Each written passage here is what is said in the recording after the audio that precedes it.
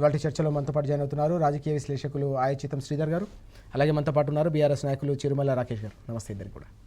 ముందుగా శ్రీధర్ గారు, మనం చూస్తున్నాం ఈరోజు పత్రికల్లో ప్రధానంగా ఈ నగరానికి ఏమైందనే ఒక కథనం కనిపిస్తూ ఉంది. ఇటీవల వరుస సంఘటనలు, హైదరాబాద్ వేదికగా జరుగుతున్న సంఘటనలు కేవలం హైదరాబాద్ వాసులనే కాకుండా తెలంగాణ ప్రజలను కూడా తీవ్ర ఆందోళనకు గురి చేస్తున్నాయి.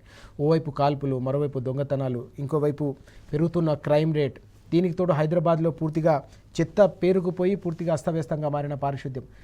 దాదాపు 10 ఏళ్ల పాటు హైదరాబాద్ అనేది ఒక ఎకనామిక్ ఇంజన్గానే కాకుండా ఒక సేఫ్ సిటీగా, ఒక డ్రీమ్ డెస్టినేషన్గా నిలిచిన సందర్భం.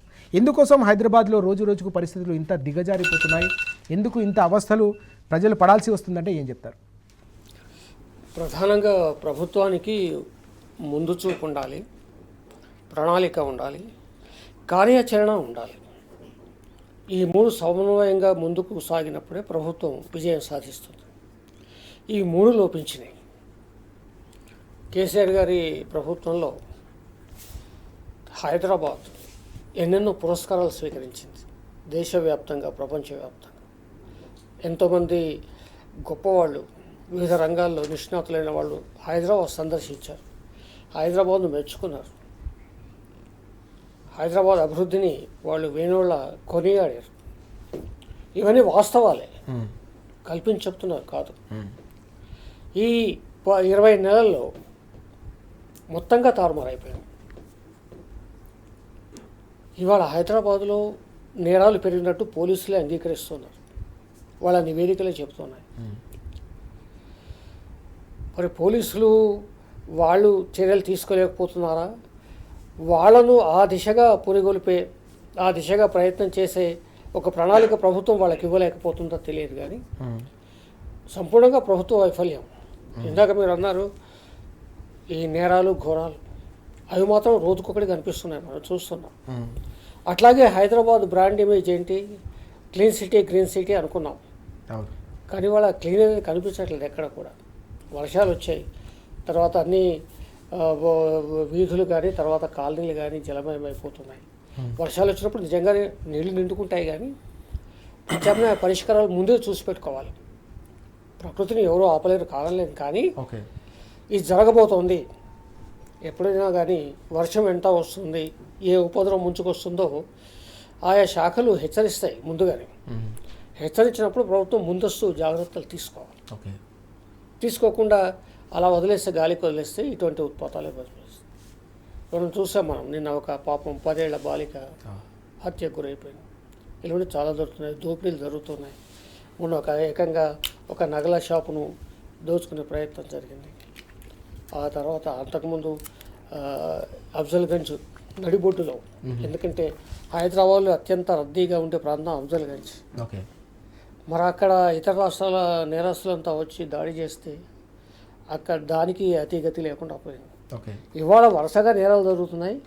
నేరాలకు సంబంధించిన ఫీడ్బ్యాక్ ఉంటుంది ఒకటి. నేరస్తులను పట్టుకున్నారా, వాళ్ళని కోర్టుకు అప్పగించారా, ఇలాంటి ఫీడ్బ్యాక్ అనేది ఉంటుంది ఒక నిరంతరంగా. అదేమీ జరగట్లేదు. ఆ నేరాలు ప్రజలు మర్చిపోతారులే అన్న ధోరణిలో ఇవాళ ప్రభుత్వం వ్యవహరిస్తుంది.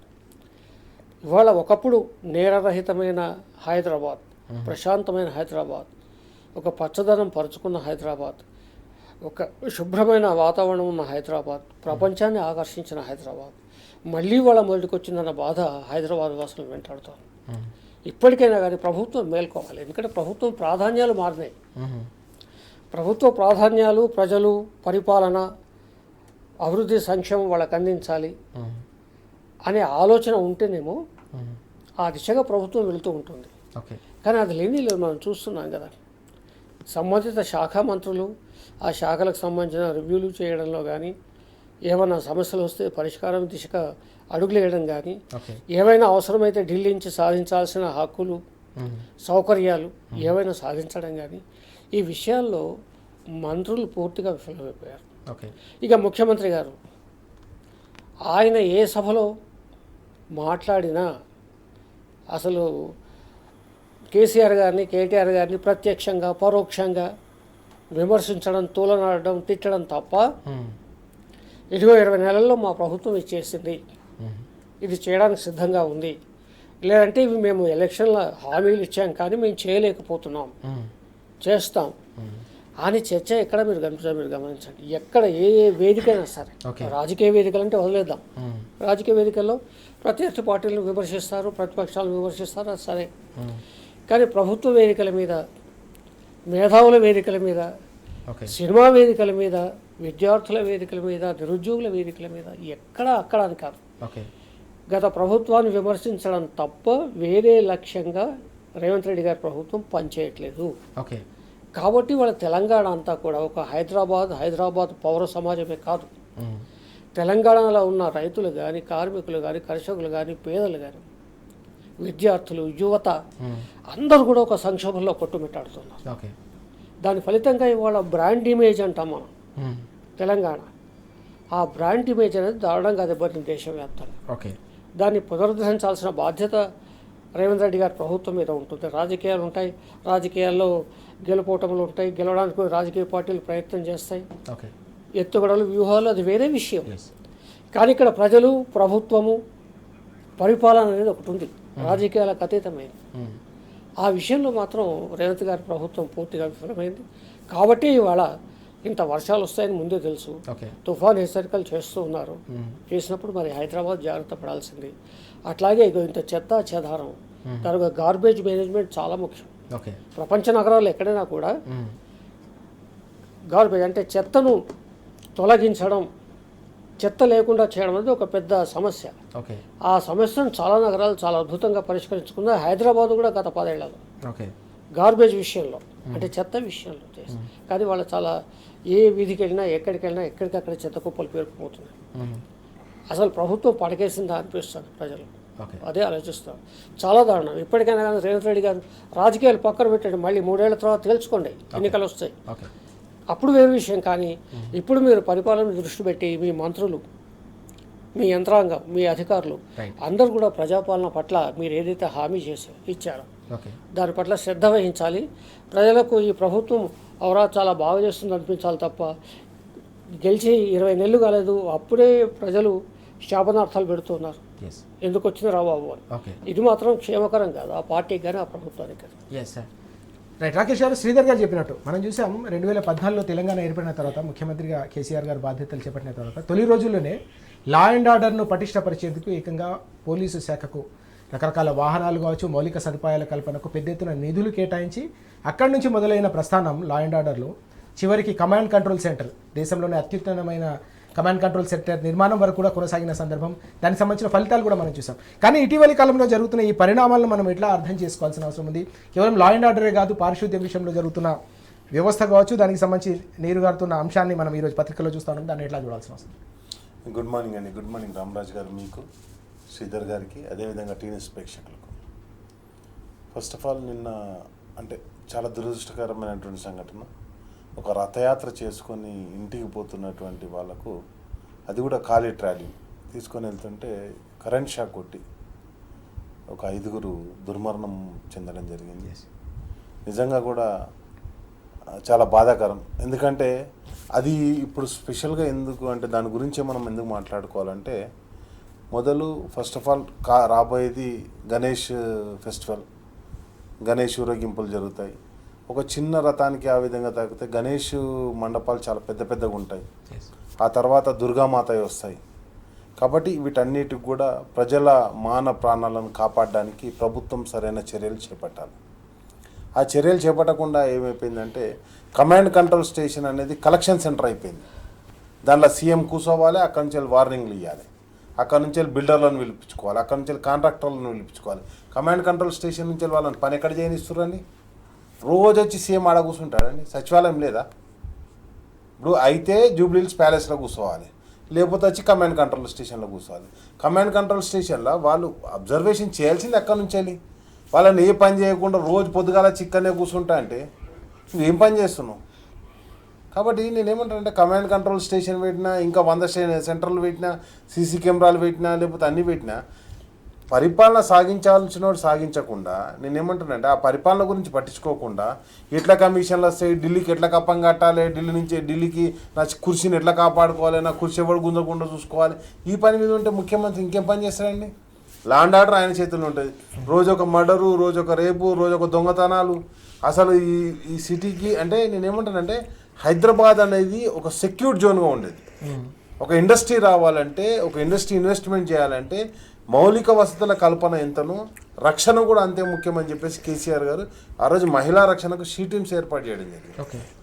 అండ్ నెక్స్ట్ వచ్చేసి ఏంటంటే పటిష్టమైనటువంటి రక్షణ వ్యవస్థ ఏర్పాటు చేయడానికి వందలాది అంటే వెహికల్స్ కావచ్చు, అది ఇన్నోవా వెహికల్ కావచ్చు, లేకపోతే స్కార్పియో, అంటే మీన్స్ హై ఎండ్ టెక్నాలజీ ఉన్నటువంటి ఆ రోజుల్లో 10 ఏళ్ల కిందట ఉన్నటువంటి వెహికల్స్, ఓకే, మోటార్ బైక్స్. ఎందుకంటే చైన్ స్కాచింగ్లు బాగా అవుతుండే, వాళ్ళేమో హై స్పీడ్లో పోతుంటే మనమేమో ఓల్డ్ బైక్ల సిడి 100లో పోతా అంటే కాదు కదా. కాబట్టి ఏం చేసిండు, వాళ్ళందరూ కూడా కొత్త బైకులు కొనిచ్చిండు. 12 ఏళ్ళు అవుతుందండి ఇప్పటికి పోలీస్ డిపార్ట్మెంట్కి వెహికల్ కొనియాక. కేసీఆర్ గారు కొనిచ్చిపోయిన వెహికల్. అదేవిధంగా పోలీస్ స్టేషన్ పటిష్టంగా ఉండాలని డీజిల్కి పైసలు కావాలని బండ్లు ఆపుకొని పెట్టుకుంటారు. మరి ఏం చేయాలి వాళ్ళకు? అంతకుముందు ప్రతి పోలీస్ స్టేషన్కు ఒక 50,000 రూపాయలు మీ డీజిల్ పైసలు, మీ పేపర్ పైసలు, కాగితాలు. ఇప్పుడు ఒక అప్లికేషన్ ఇవ్వాలి, ఒక దరఖాస్తుదారు వచ్చిండు, పేదోడు వచ్చిండు, రాగానే నీ పేపర్ నువ్వు తెచ్చుకోమంటే అర్ధరాత్రి పూట పేపర్లు ఎక్కడ దొరుకుతాయి? కాబట్టి నేనేమంటానంటే ఆ పేపర్లు కావచ్చు, పెన్నులు కావచ్చు, లేకపోతే ఆ డీజిల్ ఖర్చులు కావచ్చు, పెట్రోల్ ఖర్చులు కావచ్చు, అవన్నీ కూడా ప్రొవైడ్ చేస్తున్నారు కేసీఆర్ గారి ప్రభుత్వంలో. ఈరోజు రక్షణ వ్యవస్థ మొత్తం గాలికి వదిలేశారు. అదేవిధంగా నగర రక్షణ, నగర పారిశుద్ధ్యం విషయానికి వద్దామా. ఇప్పుడు ఒక దిక్కు రక్షణ, ఆ రక్షణ మొత్తం పూర్తిగా కమాండ్ కంట్రోల్ స్టేషన్లో వాళ్ళు కలెక్షన్ సెంటర్గా పెట్టుకున్నారు, దాంతో నడిపిస్తుంటారు. అండ్ నెక్స్ట్ వచ్చేసి పారిశుద్ధ్య విషయానికి వస్తే ఫ్లైఓవర్లు మునిగిపోతున్నాయి హైదరాబాద్లో. ఫ్లైఓవర్లు ఎందుకు మునిగిపోతున్నాయంటే కనీసం ఆ డ్రైన్ హోల్స్ కూడా క్లీన్ చేసేటోళ్ళు లేరు. ఫ్లైఓవర్లు మునిగిపోతున్నాయి, ఒక దిక్కు చెత్త పేరుకపోతుంది. హైడ్రాలో పనిచేస్తున్నటువంటి ఏదైతే వాళ్ళు ఉంటారు, ఎంప్లాయీస్ ఉంటారు, రిటైర్డ్ ఆర్మీ ఆఫీసర్లు, వాళ్ళంతా ధర్నా చేస్తారు. అసలు దేని మీద అంటే నేనేమంటున్నానంటే మున్సిపల్ అడ్మినిస్ట్రేషన్ శాఖ ఆయన్నే, సీఎం గారే. అండ్ నెక్స్ట్ వచ్చేసి హోమ్ మినిస్టర్ ఆయన్నే, ఎడ్యుకేషన్ మినిస్టర్ ఆయన్నే, అన్ని మినిస్టర్ ఆయన దగ్గరనే పెట్టుకున్నాడు. ఈరోజు ఇంకొక దారుణమైనటువంటి పరిస్థితి ఏంటంటే కంప్లీట్గా ఈరోజు ఏవైతే ఇండస్ట్రీలకు పర్మిషన్ రావనో ఆ పర్మిషన్లు కూడా వస్తలేవు. సింగిల్ విండో సిస్టమ్ ద్వారా కేటీఆర్ గారు ఏదైతే తీసుకొచ్చారో దాన్ని కొలాప్స్ చేసేసారు. ఈరోజు ఒక్కొక్క పర్మిషన్ తిరగాలంటే అన్ని పర్మిషన్ నేను చెప్తున్నా కదా, ఇండస్ట్రీకి ఎవరైనా పర్మిషన్ పెట్టుకుంటే ఆ దగ్గర ఇప్పటికి 1.5 years నుంచి లాగి ఉన్నాయండి. ఒక పర్మిషన్ వస్తే ఇంకో పర్మిషన్ రాదు, మీటర్ వస్తే పొల్యూషన్ కంట్రోల్ రాదు, పొల్యూషన్ కంట్రోల్ వస్తే లేకపోతే ల్యాండ్ యాలకి, అంటే ఎక్కడ పడితే అక్కడ ఈ వ్యవస్థ స్ట్రేట్గా ఉన్నది. ఒక ఇంటికి అప్లై చేసుకుంటే నా ఇల్లు పర్మిషన్ వచ్చింది, లేకపోతే ఒక అపార్ట్మెంట్ కట్టుకుంటే పర్మిషన్ వచ్చింది, లేకపోతే ఒక ఇండస్ట్రీ పెట్టుకుంటే పర్మిషన్ వచ్చింది. సెక్యూరిటీ లేదు, పర్మిషన్ లేవు, డస్ట్ అంటే మొత్తం గార్బేజ్ క్లీనింగ్ లేదు. అసలు ఏం చేస్తున్నారు అంటే మస్తు నడుస్తుంది పరిపాలన. దేనికి నడుస్తుంది అంటే కాంగ్రెస్ వాళ్ళకి నడుస్తుంది. కాంగ్రెస్ వాళ్ళకి ఏంటంటే పైరేళ్ళకి మంచిగా నడుస్తుంది. ఈరోజు ఒక్కొక్క అంశం తీసుకుంటే మనం ఎంత వరస్ట్గా ఉందంటే సెక్రటరియట్లో ఎవరైనా ధర్నాలు చేస్తారా అండి బిల్లులు రాలేదని? నేనేమంటానంటే వీళ్ళు మరి పైసలన్నీ తీసుకొచ్చి ఏం చేస్తుర్రు? లేకపోతే నన్ను ఏమన్నా కోసుక తినరు, ఎత్తుక తినరు, చెప్పులు ఎత్తుకపోయేటోళ్ళు లెక్క చూస్తారు, దొంగ లెక్క చూస్తారు అంటారు. ఒకటి నేనేమంటానంటే మొన్న చందానగర్లో జరిగిన సంఘటన కావచ్చు, ప్రతి సంఘటన ఒకదానితో ఒకటి లింక్ చేసుకుంటూ పోతే చాలా వరస్ట్ సిచ్యువేషన్. మన నగరాన్ని మనం కాపాడుకోవాలి. హైదరాబాద్ నగరాన్ని కాపాడుకోవాల్సిన బాధ్యత, అవసరం తలెత్తిందనే అంశాన్ని రాకేష్ గారు అలాగే శ్రీధర్ గారు చెప్తా ఉన్నారు. హైదరాబాద్ అనేది కేవలం తెలంగాణకు రాజధాని కాదు, ఒక ఎకనామిక్ ఇంజిన్. హైదరాబాద్ సుభిక్షంగా ఉంటేనే తెలంగాణ అంతా కూడా సుభిక్షంగా ఉంటుంది. హైదరాబాద్ ప్రశాంతంగా ఉంటేనే తెలంగాణ అంతా కూడా ప్రశాంతంగా ఉంటుంది. కానీ గత 20 నెలల పాలనలో పూర్తిగా హైదరాబాద్లో ఒక లా అండ్ ఆర్డరే కాకుండా పారిశుద్ధ్యం కావచ్చు, అలాగే విద్యుత్ రంగానికి సంబంధించి కావచ్చు, పెట్టుబడుల విషయంలో కూడా పూర్తిగా ప్రతికూలమైన వాతావరణం నెలకొన్న నేపథ్యంలోనే హైదరాబాద్ బ్రాండ్ ఇమేజ్ దెబ్బతింటుందనే ఆందోళన ప్రతి తెలంగాణ వాదిని కూడా వెంటాడుతోంది. కష్టపడి 10 ఏళ్ల పాటు నిర్మించిన ముఖ్యమంత్రిగా కేసీఆర్ గారు, పరిశ్రమల శాఖ మంత్రిగా కేటీఆర్ గారు నిర్మించిన హైదరాబాద్ బ్రాండ్ ఇమేజ్ అనేది పూర్తిగా దెబ్బతింటుంది. ఇది అత్యంత ఆందోళనకరం. దీన్ని సరిచేయాల్సిన అవసరం ఉందని శ్రీధర్ గారు అలాగే రాకేష్ గారు కూడా స్పష్టంగా చెప్తున్న అంశాన్ని మనం చూస్తూ ఉన్నాం. మరొక కీలకమైన అంశాన్ని తీసుకుంటే శ్రీధర్ గారు, పరిపాలనకు కేంద్రంగా ఉండాలి సచివాలయం. ఇటీవలి కాలంలో పరిపాలనకు కాకుండా నిరసనలకు చిరునామాగా, కేర్ ఆఫ్ అడ్రస్గా మారుతుందనే అంశం నిన్న మళ్ళీ కనిపించింది. ఈరోజు కూడా పత్రికల్లో ప్రధానంగా చూస్తున్నాం కాంట్రాక్టర్ల దండయాత్రని. చిన్న కాంట్రాక్టర్లు, అది కూడా బడా కాంట్రాక్టర్లకు సంబంధించిన 1000 కోట్ల బిల్లులు అయితే చెల్లిస్తున్నారు. కానీ చిన్న కాంట్రాక్టర్లు, మన ఊరు మన బడి వంటి చిన్న కాంట్రాక్టర్లకు సంబంధించిన సమస్యను మాత్రం తీర్చట్లేదని చెప్పేసి ఏకంగా వాళ్ళు సచివాలయానికి వచ్చి మరీ నిరసన వ్యక్తం చేయడాన్ని ఎట్లా చూడాల్సిన అవసరం ఉంది? ప్రభుత్వం ఏర్పడ్డాక, రేవంత్ రెడ్డి గారి ప్రభుత్వం ఏర్పడ్డాక ఇప్పటి వరకు 2,20,000 కోట్ల అప్పు తెచ్చారు. ప్రభుత్వ ఆదాయం, రాష్ట్ర ఆదాయం ఉండగా కాంట్రాక్టర్లకు, ఈ చిన్న కాంట్రాక్టర్లకు ఇవ్వాల్సింది మహా అయితే 370 కోట్లు. మరి 2,20,000 కోట్లు అప్పు తెచ్చి అదనంగా చిన్న మొత్తంలో చెల్లించడానికి ఇబ్బంది ఏంటని వాళ్ళ చిన్న కాంట్రాక్టర్లు ప్రశ్నిస్తున్నారు.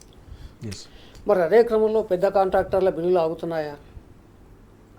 బహుశా మీకు గుర్తుండే ఉంటుంది, ఎన్నికలు అయిపోయి రేవంత్ రెడ్డి గారు ప్రభుత్వం కొత్తగా బాధ్యతలు స్వీకరించిన తర్వాత ఎన్నికలకు ముందు రైతు బంధుకు సంబంధించిన నిధులన్నీ కేసీఆర్ గారు సమకూర్చి పెట్టారు. ఈలోగా వీళ్ళంతా ఎలక్షన్ కమిషన్ ఫిర్యాదు చేసి దాన్ని ఆపే ప్రయత్నం చేశారు, ఆపారు. ఎస్. పోనీ ఆపారు, సరే.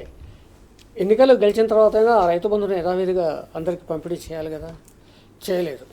అప్పుడే పెద్ద ఆరోపణలు వచ్చినాయి. ప్రభుత్వంలో ఉన్న ఒక పెద్ద మనిషికి సంబంధించిన కాంట్రాక్టర్, ఆయన మంత్రివర్గ సభ్యుడు, ఆయనకు సంబంధించిన బిల్లులన్నీ గుండు గుత్తాగా క్లియర్ ఏ పొంగులేటి శ్రీనివాస్ రెడ్డి సార్ గంతగానం దాచుకునేందుకు మనం పొంగులేటి శ్రీనివాస్ రెడ్డి మంత్రి, పొంగులేటి శ్రీనివాస్ రెడ్డి, మేఘా కృష్ణారెడ్డి వాళ్ళకే కాంట్రాక్ట్లకు బిల్లులు వచ్చినాయి. దానికి ఎందుకు సార్ మనం మొమ్మట పడేది? అందరికి తెలుసు కదా ప్రజలకు. మరి ఆరోపణలకు ఇప్పటికీ సమాధానం లెక్కపత్రం లేదు.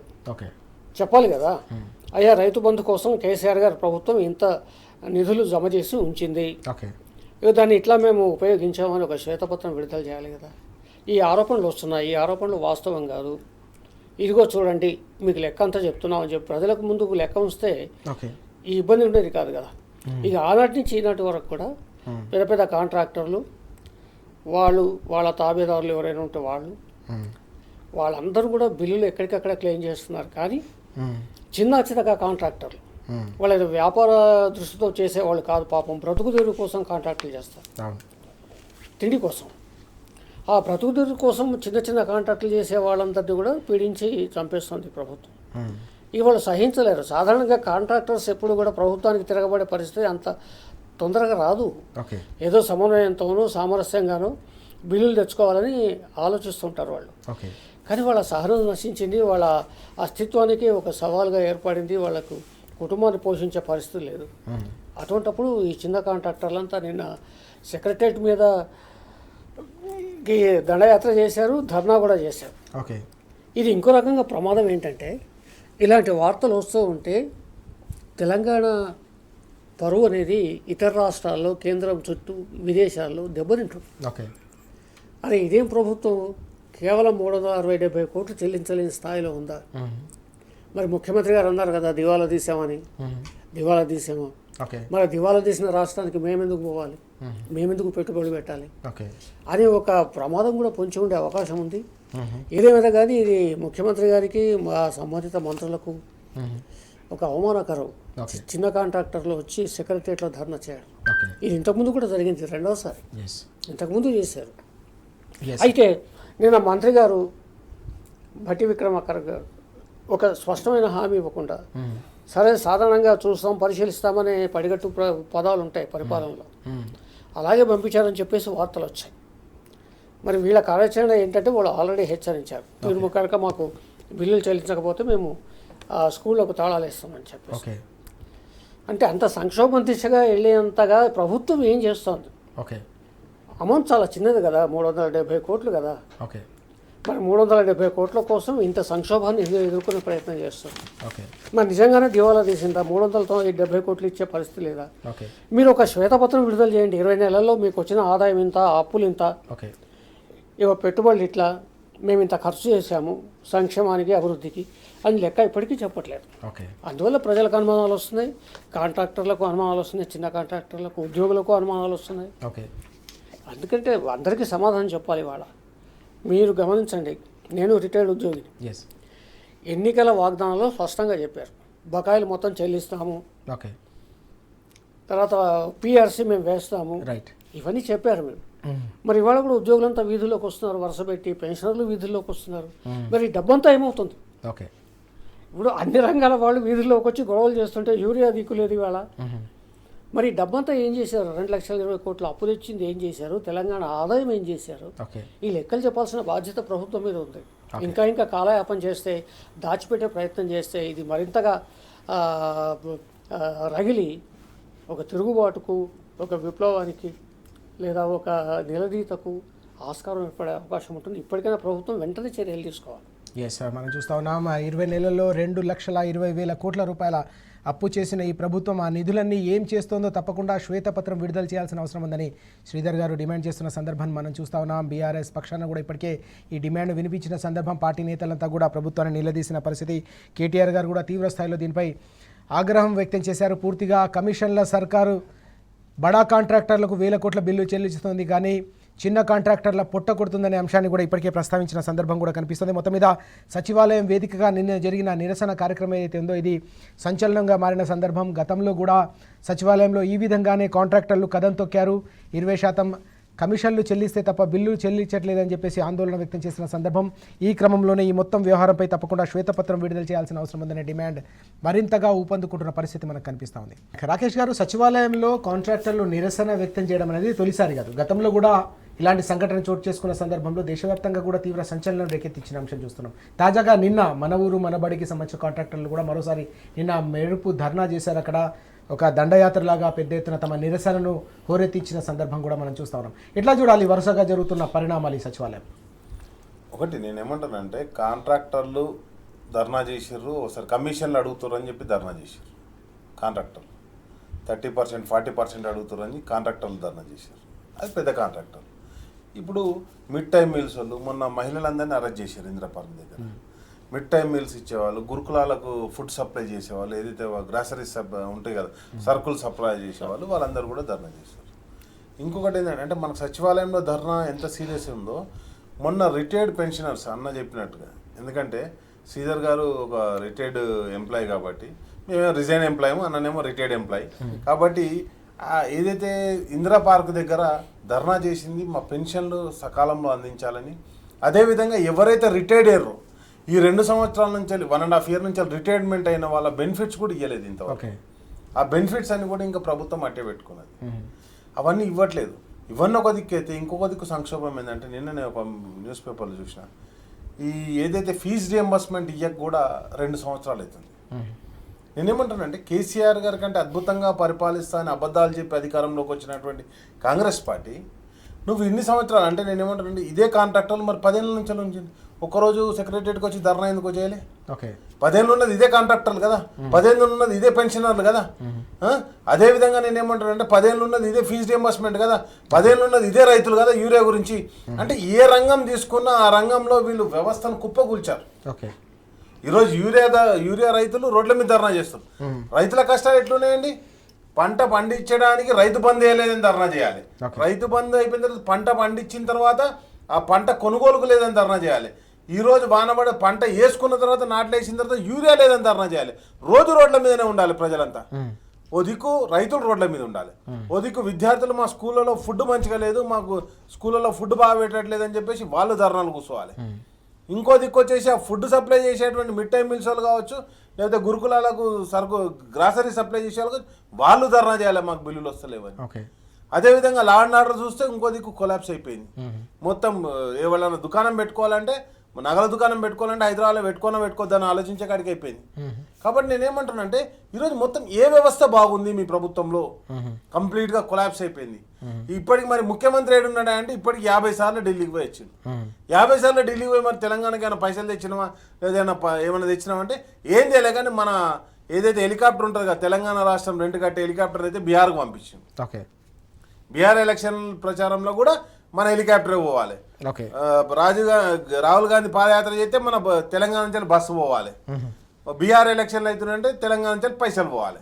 రాహుల్ గాంధీ 2 సార్లు కలిసిండు రేవంత్ రెడ్డిని. ఒకసారేమో మహారాష్ట్ర ఎలక్షన్లు అయ్యేటప్పుడు పైసలు అవసరం ఉండి కలిసిండు, మళ్ళీ ఇప్పుడు బీహార్ ఎలక్షన్ అవసరం ఉండి మళ్ళీ కలిసిండు. అంతే తప్పితే ఆయన నెక్స్ట్ వచ్చేసి ఎంత వరస్ట్గా ఉందండి. ఇవన్నీ ఏం మాట్లాడకుండా తిరిగి మాటలు. నేనేమంటానంటే, అరే నీకు ఒకటే తలకాయ ఉన్నట్టు ఎవడన్నా మంచిగా మాట్లాడాలి.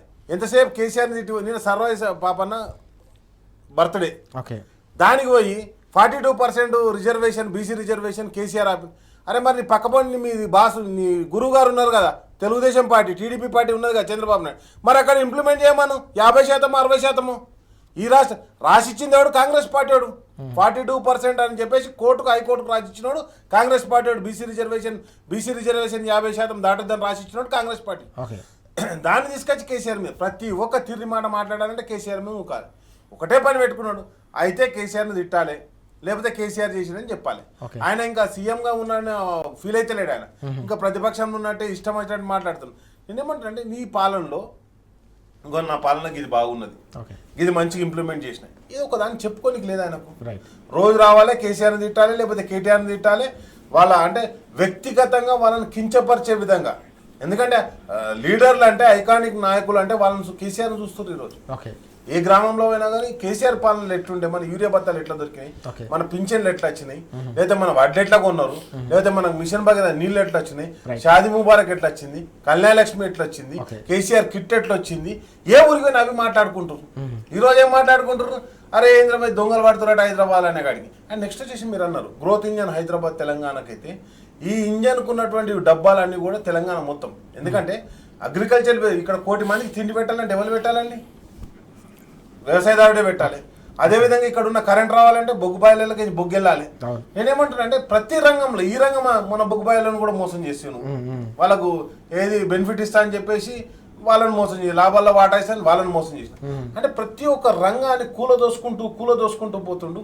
తర్వాత ఏమైతుందంటే 10 ఏళ్లలో కేసీఆర్ గారు ఒక తెలంగాణవాదిగా, తెలంగాణ సాధించినటువంటి నాయకునిగా, ఒక తెలంగాణ బిడ్డగా, మొన్న కేటీఆర్ గారు మాట్లాడుతూ ఒక గొప్ప మాట అన్నాడు, గోరటెంక అన్నమాట. ప్రతి కొడుకును తల్లి కంటది, కానీ ఆ తల్లిని కన్నా గొప్ప కొడుకు కేసీఆర్ అని చెప్పేసి తెలంగాణని తీసుకొచ్చిన తర్వాత ఈ అద్భుతమైన అభివృద్ధిని చేసుకుంటూ ముందుకు తీసుకుపోతుంటే దాన్ని మొత్తం కొలాప్స్ చేస్తున్నాం ఈరోజు. నీ అంటే వ్యక్తిగత స్వార్థానికి మొన్న అర్థంకి ఏమన్నా కాళేశ్వరం మొత్తం పంపలాన్ని ఖరాబ్ అయినావు, నువ్వే ఆన్ చేసినావు మళ్ళీ. కాబట్టి ఎక్కడికక్కడ కూడా ఒక బ్యాడ్ సిగ్నల్ పంపించడం, తద్వారా దాన్ని ఏమైంది ఇంకా బ్రాండ్ ఇమేజ్ని బ్యాడ్ చేయడమే తప్పితే ఎక్కడ కూడా సరైనటువంటి అభివృద్ధి దిశగా పోవట్లేదు. ఇది అందరూ తెలంగాణ ప్రజలందరూ గమనిస్తున్నారు. అందుకే వాళ్ళ కాంట్రాక్టర్లు ఎందుకు వాళ్ళు కూడా ఏదో పని చేసుకొని బతికేటోళ్ళే కదా, వాళ్ళేం ప్రభుత్వాన్ని ఈ కాంగ్రెస్ పార్టీ వచ్చి దోసుకోనికి రాలే కదా.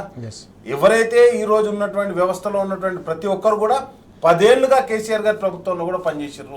కానీ ఈ 20 నెలల కాలంలో ఏమైంది అంటే 20 నెలల కాలంలో వాళ్ళ వేధింపులు గురవుతారు, వాళ్ళు బాధలు పడుతారు. కాబట్టి ఆ బాధల్ని తట్టుకోలేక వాళ్ళు రోడ్ల మీదకి రావాల్సినటువంటి పరిస్థితి. సచివాలయం అంటే రాష్ట్రానికి గుండెకాయ లాంటి సచివాలయంలో ధర్నా చేసిరంటే నీ పాలన ఎంత చండాలంగా వరస్ట్గా తయారైందో చూసుకోండి. కాబట్టి దయచేసి నేను ఏమంటానంటే తెలంగాణ నాశనం చేయకండి.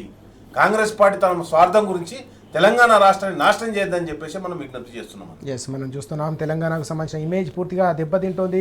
10 ఏళ్ల పాటు కష్టపడి నిర్మించిన వ్యవస్థలన్నీ కూడా కుప్పకూలుతున్నాయనే ఆవేదనను రాకేష్ గారు వ్యక్తం చేస్తూ ఉన్నారు. గతంలో హైదరాబాద్ బ్రాండ్ ఇమేజ్ కావచ్చు, తెలంగాణ బ్రాండ్ ఇమేజ్ను విశ్వవ్యాప్తం చేస్తే ఇప్పుడు పూర్తిగా ప్రతి రంగంలో కూడా కునారిల్లుతున్న అంశం స్పష్టంగా కనిపిస్తోంది. ఇందులో భాగంగా ఏకంగా కాంట్రాక్టర్లకు సంబంధించిన దండయాత్ర కావచ్చు, నిరసన సచివాలయం వేదికగా జరగడం అనేది కూడా అత్యంత బాధాకరమనే అంశాన్ని కూడా ప్రస్తావిస్తున్న సందర్భం.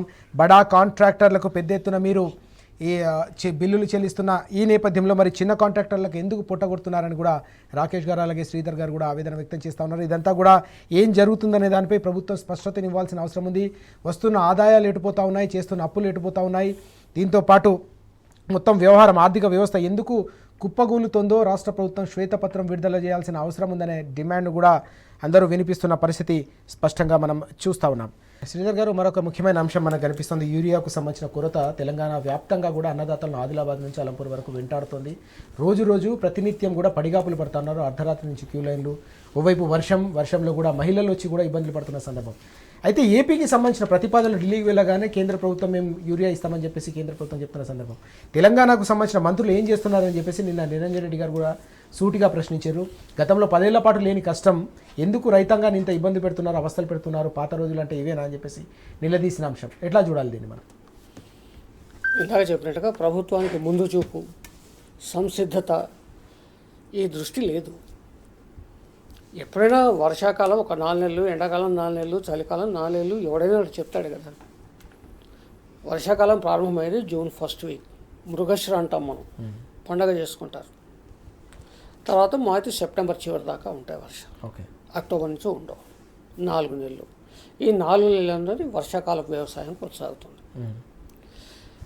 ముందుగానే ఎరువులు తెచ్చిపెట్టుకుంటే ఈ బాధ ఉండేది కాదు. ప్రభుత్వానికి నిజంగా చిత్తశుద్ధి ఉంటే, దూరదృష్టి ఉంటే జనవరి ఫిబ్రవరి నుంచే ప్రయత్నం చేయాలి. జనవరి ఫిబ్రవరి మార్చ్ ఏప్రిల్ ఈ ప్రాంతాల్లో ఎందుకు ప్రయత్నం చేయాలంటే కేసీఆర్ గారి ప్రభుత్వం ఉన్నప్పుడు అప్పుడు ఎరువుల డిమాండ్ ఉండదు కాబట్టి ఆ టైంలోనే వెళ్ళి వీలైనంత వరకు ఎరువులు లాక్కొచ్చి కొనుక్కొచ్చి ఇక్కడ గోడౌన్లు నింపుకొని పెట్టుకుంటే మే చివరి వారంలోనే సిద్ధంగా ఉంచి అందరికీ ఇచ్చే ఆస్కారం ఉండేది. అంటే మృగశిరకు ముందే, వర్షాకాలానికి ముందే. కానీ ఎండాకాలంలో ఈ ప్రభుత్వం ఆ దిశగా ప్రయత్నం చేయలే. ఓకే, కేంద్ర మంత్రిని కలవలేదు. ఇక కేసీఆర్ గారు ప్రభుత్వం ఉన్నప్పుడు చేసిన ఇంకొక కార్యక్రమం ఏంటంటే ఏవైనా రాష్ట్రానికి అదనంగా ఎరువులు సరఫరా వాళ్ళ దగ్గర మిగులు ఉంటే కనుక తెచ్చుకునే ప్రయత్నం కూడా చేసేవాడు. ఓకే, ఆ ప్రయత్నం కూడా ఇప్పుడు జరగట్లేదు. ఓకే, ఇక మూడవది రామగుండం ఎరువుల ఫ్యాక్టరీ. అత్యవసరమైన ఎరువును సప్లై చేసే ఫ్యాక్టరీని సజీవంగా ఉంచుకోవాలి. ఓకే, ఆ ఉత్పత్తి జరుగుతుందా లేదా ప్రభుత్వం చూసుకోవాలి. ఓకే, అది పక్కన పెట్టారు.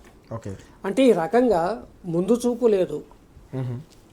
ఎరువు సప్లై చేసి ఒక పరిశ్రమను రక్షించుకోవాలి, దాన్ని సజీవంగా ఉంచాలన్న ఇంగితము లేదు. ఓకే, అసలు ఎరువులు రైతులకు ఎప్పుడు అవసరం అవుతాయో కనీసం ఆ సమయమైనా వీళ్ళకి తెలుసా తెలియదా తెలియదు.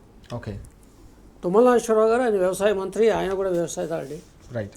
కానీ చేతులు ఎత్తేసే వాళ్ళ ప్రకటన చూసాం.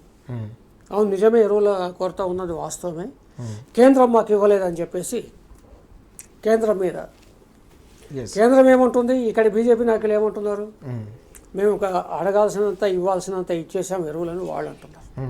అంటే ఇక్కడ కేంద్ర ప్రభుత్వం రాష్ట్ర ప్రభుత్వం ఇద్దరు వాళ్ళ దోబూచులాట, వాళ్ళ రాజకీయ క్రీడలో ఓకే ఇవాళ రైతులు బలి చేస్తున్నారు. ఓకే, ఇస్తామని కేంద్రం చెప్పట్లేదు. అవును, రైతాంగం ఎదురు చూస్తుంది. తెలంగాణ అత్యధిక వరి పండించే రాష్ట్రంగా ఇవాళ దేశంలో తెలంగాణ ఉంది. ఓకే, అవసరం ఉంది కాబట్టి మేము ఇస్తాం, మా బాధ్యత అని కేంద్రం అనట్లేదు. ఓకే, మేము ఏదో రకంగా తెచ్చిపెడతాము, ఆ బాధ్యత మాది అని రాష్ట్రం అనట్లేదు. ఓకే, ఒక వ్యవసాయ మంత్రి వాళ్ళ చేతులు ఎత్తేయడం అంటే ఎవరిని అడుగుతారు రైతు? ఓకే, రైతులు అడిగేది అంతిమంగా వ్యవసాయ శాఖ మంత్రి ఓకే, లేదా అంతిమంగా ముఖ్యమంత్రి. వాళ్ళిద్దరూ ముఖ్యమంత్రి పట్టించుకోవట్లేదు, ఆ ప్రస్తావన తేవట్లే ఆయన నోటి నుంచి. నిన్న కూడా ఆయన ఉపన్యాసం చూశాను. రైట్. ఇంత యూరియా రైతులు ఇన్ని క్యూలు కడుతూ ఉంటే మనం 10 ఏళ్లలో క్యూ చూసాము ఎప్పుడైనా? ఇప్పుడు చెప్పులు పెడుతున్నారు, ఆధార్ కార్డులు పెడుతున్నారు, సెల్ ఫోన్లు పెడుతున్నారు, ఇంకేమో పెడుతున్నారు, ఇంకో పెట్టి రైట్ చేస్తున్నారు. ఇందాక రాకేష్ చాలా మంచి మాట చెప్పారు. ఓకే, వ్యవసాయం ప్రారంభం కాకముందు వాడు ధర్నా చేయాలి రైతు బంధు కోసం. ఓకే, వ్యవసాయంలో ఎరువుల కోసం, తర్వాత పంట అమ్మడానికి కొనడానికి ధర్నా చేయాలి. చాలా మంచి మాట చెప్పారు. అంటే 3 స్టేజెస్ చాలా ముఖ్యమైనవి రైతుకి. ఈ మూడిట్లో విఫలమైపోయింది ఓకే ఈ రేవంత్ రెడ్డి ప్రభుత్వం. రైట్. ఇప్పటికైనా కానీ ఇవాళ మంత్రి గారి ప్రకటన చూసాం, ఇది చాలా సిగ్గుచేయటం. ఓకే, ఎప్పుడో 3 నెలల క్రితమే ఎరువులు రావాల్సింది. అప్పుడైతే మనం చాలా దృశ్యాలు చూసాం. ఎప్పుడు ట్రైన్ల వెంట నిరంజన్ రెడ్డి గారి ఇంటర్వ్యూ చూశాను నేను. వ్యవసాయ శాఖ మంత్రిగా ఆయన ఢిల్లీకి వెళ్ళి ఎరువులన్నీ గూడ్స్ బండి ఎక్కిన తర్వాత, మనం మాల్గాడి అంటాం, మాల్గాడిలో ఎరువులు సంచులు బస్తాలన్నీ ఎక్కిన తర్వాత ఇక తెలంగాణకు వచ్చేసిన తర్వాతనే మంత్రులు కానీ అధికారులు కానీ ఢిల్లీ నుంచి బయలుదేరి హైదరాబాద్కి వచ్చేవాళ్ళు. ఇవాళ ఢిల్లీలో ఎవరు తిష్ట వేశారు, మంత్రి ఎన్ని రోజులు ఉన్నాడు, ఏ మంత్రిని కలిశాడు, అక్కడ గ్యారంటీ తీసుకొని అక్కడ బస్తాలు ఎప్పుడు రైళ్లకు ఎక్కించారు, లారీలకు ఎక్కించారు. ఏ పక్క రాష్ట్రాన్ని అడిగారు మీరు, అయ్యా మీ దగ్గర ఎరువులు ఎక్స్ట్రా ఉన్నాయా? ఈ ప్రయత్నాలన్నీ కేసీఆర్ గారి ప్రభుత్వంలో జరిగాయి కాబట్టి ఆ రోజుల్లో ఎరువుల కొరత అనే మాట వినిపించలే, విత్తనాల కొరత అనే మాట వినిపించలే. ఈ చెప్పులు క్యూలో పెట్టడం, సెల్ ఫోన్లు క్యూలో పెట్టడం, ఆధార్ కార్డులు క్యూలో పెట్టడం అనేది లేదు. మళ్ళీ వాళ్ళు ఎందుకు వచ్చింది? అదే రైతులు, అదే పంట, అదే తెలంగాణ. రైట్. వచ్చిన కారణం ఏంటంటే ఈ ప్రభుత్వ నిష్క్రియాపరత్వం, వైఫల్యం తప్ప ఇంకోటి కాదు. ఎస్, రాకేష్ గారు, శ్రీధర్ గారు చెప్పినట్టు వాస్తవానికి 4-6 నెలల ముందు నుంచే గతంలో 10 ఏళ్ల పాటు కేసీఆర్ గారు ఉన్నప్పుడు బఫర్ స్టాకులు తెచ్చుకునే పరిస్థితి నుంచి ఈరోజు రైతులు అల్లాడే పరిస్థితి, రైతాంగం పూర్తిగా ఇబ్బందులు పడుతున్న సందర్భం కనిపిస్తుంది. విత్తనాల కోసం అదే సమస్య, ఎరువుల కోసం, యూరియా కోసం కూడా అదే సమస్య, కరెంటుకి అదే సమస్య, సాగునీటి కూడా అదే సమస్య. ఇందులో మొత్తం వ్యవహారం రైతుల్లో పెరుగుతున్న ఈ ఆగ్రహం అనేది మనకు త్వరలోనే స్థానిక సంస్థల ఎన్నికలు కూడా రాబోతున్నాయి. ఎట్లాంటి ఇంపాక్ట్ చూపించే అవకాశం కనిపిస్తుంది? పెరిగిపోతున్న ఈ సమస్యలు, వ్యవసాయ రంగాన్ని చుట్టుముడుతున్న ఈ సంక్షోభం ఎట్లాంటి ఇంపాక్ట్ రానున్న రోజుల్లో చూపించే అవకాశం? ఒకటి, ఈరోజు యూరియా సమస్య అంటే కంప్లీట్గా ఇది రాష్ట్ర ప్రభుత్వ వైఫల్యం. అదే క్రమంలో కేంద్రం కూడా వైఫల్యం చెందింది. మీరు రాష్ట్రం అడగలేదంటే దేశంలో ఏ రాష్ట్రంలో ఎంత పంట పండుతుందో తెలియనంత పిచ్చోళ్ళు ఈరోజు దేశాన్ని పరిపాలిస్తుర్రా? బీజేపీలో మాట్లాడితే కూడా ఒక పద్ధతి ఉండాలి కదా. ఫస్ట్ ఆఫ్ ఆల్ అసలు కేంద్రానికి పైసలు కట్టి ఆ యూరియా తీసుకోవాలన్న సోయి కాంగ్రెస్ పార్టీకి లేదు. దేశంలో ఏ పంట పండుతుంది, సంవత్సరానికి ఒక సంవత్సరం పంటకు ఎంత యూరియా కావాలి, ఎంత అది ఫాస్ఫరస్ కావాలి, ఏ మందులు కావాలి అని చెప్పేసి తెలియని వాళ్ళు కేంద్రంలో ఉన్నారు. రెండు ప్రభుత్వాలు కూడా, అది కాంగ్రెస్ పార్టీ కావచ్చు, బీజేపీ పార్టీ కావచ్చు, రెండు కూడా వాళ్ళు ఏం చేస్తారు, ఒక గుడ్డిగే మాడతారు. మేము పంపించినాం, మీకు రాలేదు, యూరియా మన బుక్కేదా? నేను ఏమంటానంటే, బీజేపీ రాష్ట్ర అధ్యక్షుడు మాట్లాడతాడు, మేము యూరియా కేటాయించినాం. అరే కేటాయిస్తే నువ్వు ఎంత సప్లై చేసినావు లెక్క చూపెట్టు రాదు. నువ్వు బీజేపీలో ఏదైతే మాట్లాడితే లెక్క చూపెట్టు. కాంగ్రెస్ నువ్వు ఎంత తెచ్చుకున్నావు, ఏం చేసినావు చూపెట్టు. నువ్వు ఎప్పుడు ఇండెంట్ ఎప్పుడు పెట్టినావు, పైసలు ఎప్పుడు కట్టినావు, ఏదైనా ఉండాలి కదా. ఇప్పుడు దసరా పండుగ వస్తుంది, పొద్దుగాల బట్టలు ఇచ్చి మీరు సాయంత్రం కుట్టామంటే కుట్టిస్తారా మీరు? వాళ్ళకు కూడా టైం కావాలి కదా. అట్లనే నేను ఏమంటున్నా అంటే, యూరియా గురించి అంటే నువ్వు ఒక ఫెస్టివల్కి పోతేనే నువ్వు ఇంత ఆలోచిస్తున్నప్పుడు, ఒక రైతు పంట మన జీవనాడి వ్యవసాయం అత్యధిక దేశం మొత్తంలో అత్యధిక పంట పండించేటువంటి రాష్ట్రం, వరి వండుతున్నటువంటి రాష్ట్రం, వరికి ఏం కావాలి? యూరియా కావాలి. ఆ యూరియా కూడా దొరకనటువంటి పరిస్థితి ఒక అంశం అయితే. రెండో అంశం, అరే మరి కేసీఆర్ ఉన్నప్పుడు ఎట్లా దొరికింది, మరి ఇప్పుడు ఎందుకు దొరుకుతలేదు అని ప్రశ్న కూడా ఊర్లలో ఉత్పన్నమవుతుంది. ఎప్పుడు కానీ ఇప్పుడు వాళ్ళకు ఒక ఆర్డర్ ఉంటుంది, ఫ్యాక్టరీ తయారు చేసడానికి కూడా ఒక సిస్టమ్ ఉంటుంది. వాడు ఏం చేస్తాడు, సంవత్సరానికి ఎంత కావాలో మనకి ఆర్డర్ ఎంత వస్తుందో అంత కొట్టి పెడతాడు, తయారు చేసి పెడతారు. తయారు చేసి ఏడ పెట్టుకుంటారు, వాళ్ళ గోదాంలో పెట్టుకుంటారు. వాళ్ళ గోదాములు నిండే విధంగా తయారు చేస్తారు, వాళ్ళ గోదాం నిండా ఆగిపోగానే ఎక్స్క్యూజ్ మీ ఆపేస్తారు. అయితే కేసీఆర్ గారు ఏం చేశారు అప్పుడు, ఇప్పుడు ఆల్రెడీ ధాన్యం అంతా వచ్చింది, మిల్లర్లకు పంపించేసారు, అది ఎఫ్సీఐ కొనుగోలు చేసింది. మన గోదాంలన్నీ ఖాళీ ఉన్నాయి, వాటన్నింటినీ యూరియాతో నింపేటోడు. యూరియాతో నింపి ఇప్పుడు నాటేసిన తర్వాత యూరియా మొత్తం రైతులకు అందించేటోడు. అప్పుడు మళ్ళీ గోదాం ఖాళీ అయ్యేది, మళ్ళీ పంట వచ్చేది తీసుకుపోయి గోదాంలలో పెట్టేటోడు. అంటే మన గోదాంలో దేనికి తయారు చేసుకున్నాం, అప్పుడు 4,000 మెట్రిక్ టన్స్ ఉన్నదాన్ని మనం 24,000 మెట్రిక్ టన్స్కి తీసుకుపోయినాం. కెపాసిటీ 20 lakhsకి, సారీ 4 lakhs నుంచి 24 lakhs మెట్రిక్ టన్స్కి తీసుకుపోయినాం. తీసుకుపోయిన దాన్ని ఏం చేయాలి, రైతులకు యూరియా అవసరం, వడ్లు కొన్న మన గోదాం అవసరం. గోదాం దేనికి అవసరం, పంట వండేదానికనేమో, పంట వండిన తర్వాతనేమో వడ్లు పెట్టనీకి, మక్కలు పెట్టనీకో, లేకపోతే ఏ పంట పండితే ఆ పంట పెట్టనీకి గోదాం అవసరం. పంట అమ్మిన తర్వాత దేనికి అవసరం, దాంట్లో యూరియా పెట్టుకోవాలి మనం.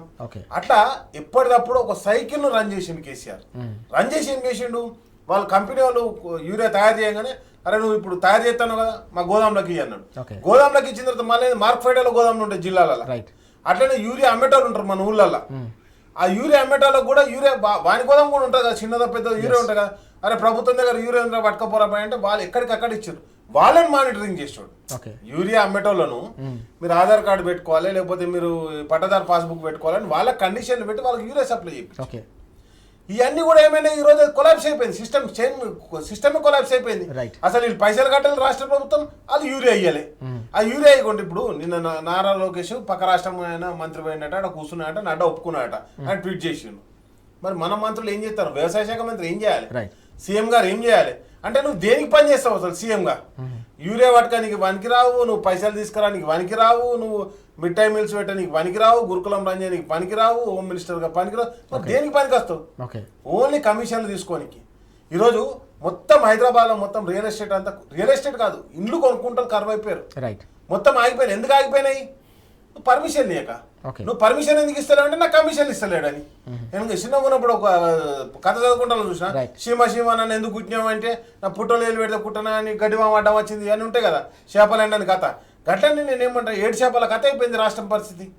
ఈరోజు రేవంత్ రెడ్డి అనేటువంటి ఒక విఫల ముఖ్యమంత్రి కంప్లీట్గా. ఇప్పుడు నీకేమైతుంది, ఇండస్ట్రీలు వెనకపోతే ప్రతి ఒక్క రంగంలో నేనేమంటాను, ఎస్పెషల్గా ఈరోజు మాత్రం గ్రామాలలో యూరియా గురించి పాపం అంటే అనద్దు, కానీ బాయికాడ కరెంట్ ఉండలేదు, అది పొలంలో వెళ్దామంటే యూరియా ఉండలేదు. మొన్నటిదాకా వర్షాభావకాల పరిస్థితులు, ఈరోజు వర్షం వచ్చినా కానీ యూరియా దొరుకుతలేదు. రేపు పొద్దుగాల మళ్ళీ నీకు ఏమంటున్నంటే, ఇప్పుడు అందరూ కూడా అంటే మళ్ళీ గొర్రు కొట్టుకుంటారు, పత్తికి కావచ్చు, వరికి కావచ్చు, వీటన్నిటికి కలుపు మందులు కూడా కావాలి. కాబట్టి ప్రతి ఒక్కటి కూడా సమస్య సృష్టిస్తారు. సమస్య అక్కడ వస్తలేదు, సమస్యను సృష్టించి ఆ సమస్యలో గరానికి కాగుతున్నటువంటి వాళ్ళు ఈ కాంగ్రెస్ వాళ్ళు. Okay. కాబట్టి ప్రజలకు సమస్యలు సృష్టించడం, రేషన్ కార్డులకు చూసారు 4 సార్లు అప్లికేషన్ తీసుకున్నారు.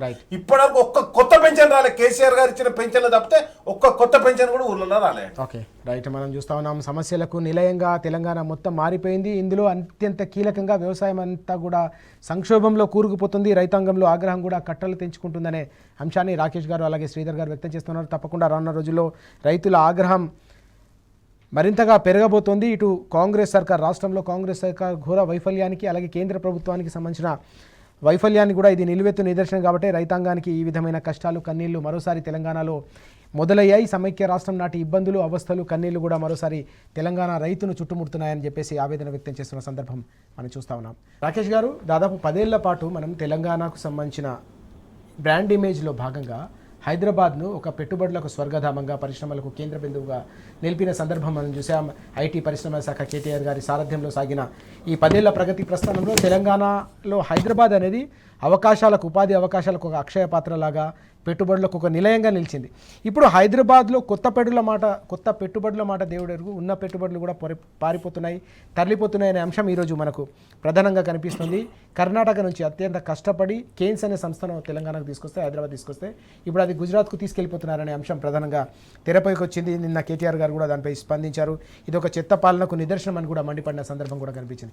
ఎట్లా చూడాలి ఈ అంశాన్ని, పెట్టుబడులకు సంబంధించిన ఈ ఇంపాక్ట్ రానున్న రోజుల్లో యువత ఉపాధి అవకాశాలను ఎట్లా దెబ్బతీసే అవకాశం? మీకు కాంగ్రెస్ పార్టీ ఏర్పడ్డ తొలినాళ్ళను ఒక 6 నెలల తర్వాత ఎంపీ ఎలక్షన్లు కాగానే గొరిల్లా గ్లాస్ కంపెనీ అని చెప్పేసి ఒక కంపెనీ వెళ్ళిపోయింది. అప్పటికి వెళ్ళిపోగానే కేటీఆర్ గారు ఆ కంపెనీ తీసుకురావడానికి ఎంత కష్టపడ్డాడు, ఏడికేం తీసుకొచ్చిండని చెప్పిండు. అదేవిధంగా ఇప్పుడు కేన్స్ కంపెనీ ఏదైతే ఉన్నదో దాన్ని కూడా ఏ విధంగా ఉన్నది. సెమీ కండక్టర్ కేంద్రం అంటే నేనేమంటున్నా, రాష్ట్రం ఎంత మిస్టేక్స్ చేస్తుందో కేంద్రం కూడా అంతే సమానంగా మిస్టేక్ చేస్తారు. సెమీ కండక్టర్ 10 రాష్ట్రాలకు ఇచ్చి మన తెలంగాణ అన్యాయం చేసి 8 మంది ఎంపీలు ఇచ్చుడా మనం తప్పు. బీజేపీ నాయకులు ఇక్కడ ఉన్నటువంటి కేంద్ర మంత్రులు 2 ఉంటారు. ఏమని అంటే ఇష్టం వచ్చినట్టు ఉరుతాంటారు కదా రోడ్ల మీదకి వచ్చి. మరి ఎందుకు సెమీ కండక్టర్ల పరిశ్రమ ఎందుకు రాలే? ఈరోజు యూరియా గురించి ఎందుకు మాట్లాడతలేరు? ఏం చేస్తారు 2 కేంద్ర మంత్రులు? 8 మంది ఎంపీలు ఉన్నారు బీజేపీ వాళ్ళు. ఏం చేస్తారు వాళ్ళు కేంద్రంలో? పోయి చాయ్ బిస్కెట్కి పోయేస్తారా పార్లమెంట్కు? నేనేమంటానంటే ఈరోజు యూరియా దొరుకుతలేదు, కంపెనీలు వస్తలేవు, కంపెనీలు ఇక్కడి నుంచి గుజరాత్కి పోతున్నాయి. గుజరాత్కి ఎందుకు పోతున్నాయి? మోడీ గుజరాత్ వాడనా ఆడికి పోతున్నాయా? నేనేమంటానంటే మన రాష్ట్రం ఇంత అన్యాయానికి వివక్షతకు గురైతే బీజేపీ వాడు మాట్లాడాడు, కాంగ్రెస్ వాడు మాట్లాడు. ఎంతసేపు అది ఒక బీఆర్ఎస్ కేటీఆర్ఏ మాట్లాడాలి. కంపెనీ పోతుందంటే కేటీఆర్ మాట్లాడే, కంపెనీ తీసుకురావాలంటే కేటీఆర్ అన్న. నేనేమంటానంటే మొన్నటికి మొన్న కేటీఆర్ గారు ప్రతిపక్షంలో ఉన్నా కానీ అమెరికా పోయినా, యూకే పోయినా, ఆస్ట్రేలియా ఏ కంట్రీకి పోయినా కానీ ఏమని చెప్తుండు?